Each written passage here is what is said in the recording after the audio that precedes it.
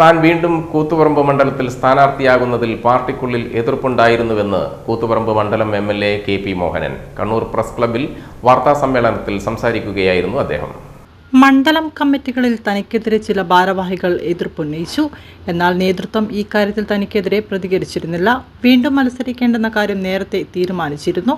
ഫെബ്രുവരിയിൽ തന്നെ ഈ കാര്യം പാർട്ടിയെ അറിയിച്ചിട്ടുണ്ട്. PK പ്രവീൺ തന്റെ കുടുംബാംഗമായതുകൊണ്ടാണ് താൻ പാർട്ടി വേദികളിൽ ആ കാര്യം പറയാതിരുന്നത്.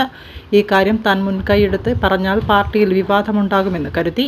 തന്റെ ജ്യേഷ്ഠ സഹോദരപുത്രനായ PK പ്രവീൺ മത്സരിക്കണമെന്ന് ജ്യേഷ്ഠനും നേരത്തെ ആഗ്രഹം പ്രകടിപ്പിച്ചിരുന്നു. കൃത്യമായ സമയത്ത് ഈ കാര്യത്തിൽ അനുകൂലമായ തീരുമാനമെടുക്കണമെന്ന് വിചാരിച്ചതാണ്. താനും PK പ്രവീണും അഭിപ്രായ ഭിന്നതയില്ല.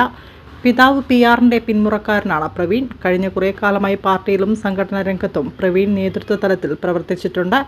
ജനങ്ങൾക്കിടയിൽ അംഗീകാരവുമുണ്ട്. തിരഞ്ഞെടുപ്പിന് ശേഷവും RJD ഇടതുപക്ഷത്തോടൊപ്പം ഉറച്ചു നിൽക്കും. മുന്നണി മാറുന്ന പ്രശ്നമില്ലെന്നും KP മോഹനൻ പറഞ്ഞു. താൻ വീണ്ടും മത്സരിക്കുന്നതിൽ CPM-ന് എതിർപ്പുണ്ടായിരുന്നില്ല. അതുകൊണ്ടാണ് കൂത്തുപറമ്പിൽ വികസന ജാഥ തന്റെ നേതൃത്വത്തിൽ 3 ദിവസം നടത്തിയത്. MLA അല്ലെങ്കിലും ജനങ്ങളോടൊപ്പം ഉണ്ടാകും. ജനകീയ പ്രശ്നങ്ങളിൽ ഇടപെടുന്നതിൽ പിന്നോട്ടില്ലെന്നും KP മോഹനൻ പറഞ്ഞു. ഒട്ടനവധി വികസന പ്രവർത്തനങ്ങൾ കഴിഞ്ഞ 10 വർഷക്കാലം കൂത്തുപറമ്പിൽ നടത്തിയിട്ടുണ്ട്. അതിൽ ചിലത് മാത്രമേ പൂർത്തീകരിക്കാൻ ബാക്കിയായിട്ടുള്ളൂ. കൂത്തുപറമ്പിൽ ഇക്കുറിയും LDF വിജയം ആവർത്തിക്കും.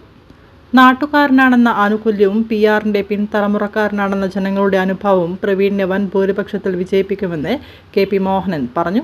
സംസ്ഥാനമാകെ പാർട്ടിക്ക് പിന്നോട്ടടിയുണ്ടായില്ല. ശ്രേയസ് കുമാർ സംസ്ഥാന പ്രസിഡന്റായ കാലത്തും പാർട്ടിക്ക് മുന്നേറ്റമുണ്ടായിട്ടുണ്ടെന്നും KP മോഹനൻ പറഞ്ഞു. പാർട്ടിയുടെ കൗൺസിൽ യോഗം വിളിച്ച് കൗൺസിലിലെ ആളുകളെ കൊണ്ടുള്ള അഭിപ്രായങ്ങൾ പറഞ്ഞു. ആ പലരുടെ അഭിപ്രായത്തിലും നേരിട്ടല്ലാതെയും ചില അഭിപ്രായങ്ങൾ വന്നത് ഞാൻ മത്സരിക്കരുത് എന്ന അഭിപ്രായം തന്നെ കൗൺസിൽ യോഗത്തിൽ വന്നു. ഞാൻ എന്തായാലും അതിനു മുമ്പേ തന്നെ കഴിഞ്ഞ ഫെബ്രുവരി 2-ാം തീയതി തന്നെ ഏകദേശമുള്ള തീരുമാനമെടുത്തിരുന്നു. മത്സരിക്കുന്നില്ല എന്ന് അന്നത് അവിടെ അറിയിക്കുകയും ചെയ്തു. അപ്പോൾ അത് വാർത്തയായപ്പോഴാണ് പലരും വിളിച്ച് ചോദിക്കാൻ തുടങ്ങിയത്, അതെന്താ അങ്ങനെ. ഞാൻ പറഞ്ഞു അത് നമുക്ക് പിന്നെ പറയാം, എന്തായാലും ഞാൻ മത്സര രംഗത്തില്ല. അതിൽ ഒരുപാട് കാര്യങ്ങൾ, പിന്നെ ഒരുപാട് പ്രശ്നങ്ങൾ സാമ്പത്തികമായിട്ടും അതുപോലുള്ള ഒരുപാട് പ്രശ്നങ്ങളും കൊണ്ട് മുന്നോട്ട് പോകുന്ന ഒരാളാണ്. മന്ത്രിയായപ്പോഴും അത് MLA ആയപ്പോഴും ഒക്കെ തന്നെ നാട്ടിലെ വികസനവും നാട്ടിലെ പ്രവർത്തനവും നാട്ടുകാർക്ക് വേണ്ടിയും ഒക്കെ തന്നെ വികസന രംഗത്തും ഒക്കെ തന്നെ പ്രവർത്തിച്ചു കൊണ്ട് മുന്നോട്ട് പോയ ഒരാളാണ് ഞാൻ. അതിൽ എല്ലാ രീതിയിലും എനിക്ക് ആണെങ്കിൽ മറ്റുള്ളവരൊക്കെ തന്നെ വളരെ സ്നേഹത്തോടു കൂടിയാണ് എന്നോട് ഇങ്ങോട്ടും പെരുമാറിയത്.